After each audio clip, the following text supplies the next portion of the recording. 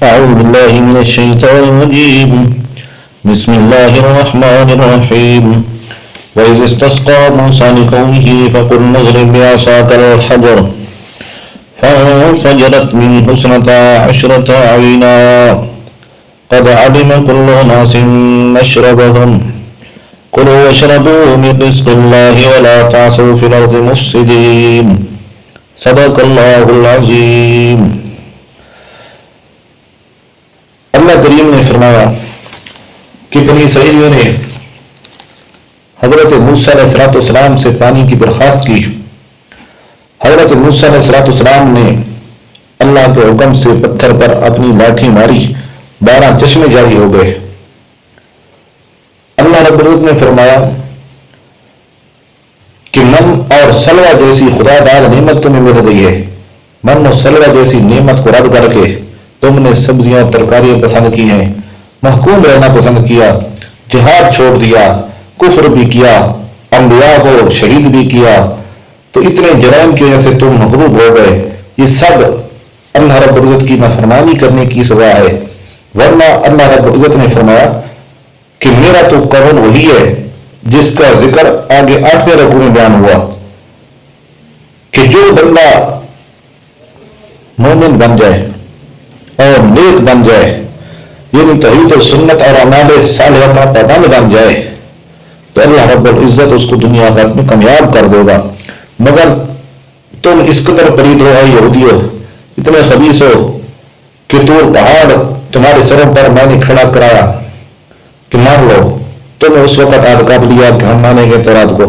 جب تمہاری جان چھوٹی تو تمہیں پھر اللہ رب العزت کے حکموں میں خلاف ورزی کی.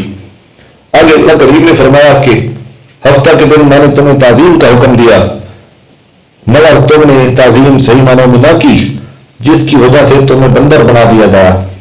گائے ذبح کرنے کا حکم دیا تو تم اس میں بھی ٹال مٹول اور ہیلہ بازی کرنے لگے. اور آگے رکوع نمبر 8 میں فرمایا، بلکہ 9 میں، کہ جب تم نے قتل کر دیا اپنے بندے کو تو الزام لگانے لگے ایک دوسرے پر. پھر اللہ رب العزت نے اپنی قدرت سے مقتول کو زندہ کر دیا اور اس نے کا قاتل بنا دیا. اتنا عظیم معجزہ دیکھنے کے بعد بھی تم نے نہیں مانا، بلکہ تمہارے دل پتھروں سے زیادہ سخت ہو گئے. اب اللہ کریم نے مسلمانوں کو خطاب فرمایا آیت نمبر 75 میں کہ افتطمعون ان یؤمنوا لکم الی آخرہ، کہ ان بے ایمانوں سے تمہیں توقع ہے کہ ایمان لائیں گے، حالانکہ ان کے مختلف گروہ ہیں یہودیوں کے اور سب کے سب گمراہ ہیں. بعض وہ ہیں جو کتاب اللہ میں تعریف کرتے ہیں، بعض وہ ہیں جو منافقت کرتے ہیں، بعض وہ ہیں جو ان پڑھ ہیں، صرف سنی سنائی باتوں پر چل رہے ہیں اور جھوٹوں پر جو گھڑے جھوٹ ہیں. بعض مولوی ہیں جو اپنی طرف سے لکھ دیتے ہیں، اپنی طرف سے مسئلے ایجاد کر دیتے ہیں اور نسبت کرتے ہیں اللہ کی طرف. اور آگے ان کے صاحبزادوں کا بھی ایک گروہ ہے جن کو صاحبزادگی کے اتنا ناز ہے، کہتے ہیں ہم عمل کریں نہ کریں ہم جنت جائیں گے کیونکہ ہم صاحبزادے ہیں، ہم پیر زادے ہیں، ہم پیر بھائی ہیں. اللہ نے فرمایا یہ تمہاری خام خیالی ہے. جنت جانا ہے تو ضد چھوڑ کر توحید و سنت مان لو، ایمان صحیح معنوں میں لے اور عمل صالح کرو تو جنت ملے گی، ورنہ جہنم ہی ہے. اللہ رب العزت جہنم سے محفوظ فرمائے. آگے رکوع نمبر 10 میں اللہ کریم نے فرمایا وَإِذْ أَخَذْنَا مِيثَاقَ بَنِي إِسْرَائِيلَ إِلَى آخِرِهِ، کہ یہودی کہتے تھے ہم شریعت موسیٰ کے پیروکار ہیں. اللہ نے فرمایا یہ بھی تمہارا جھوٹ ہے. تم سے جتنے عہد لیے گئے شریعت موسیٰ میں تم نے ان کی پاسداری نہیں کی.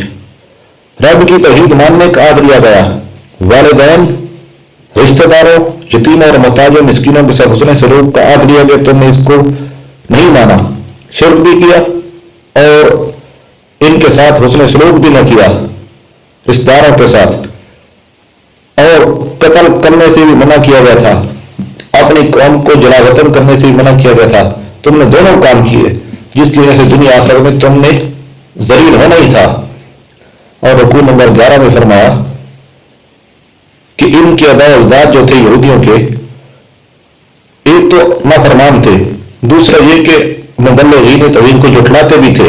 اگر کبھی موقع مل گیا تو ان کو قتل بھی کر دیا.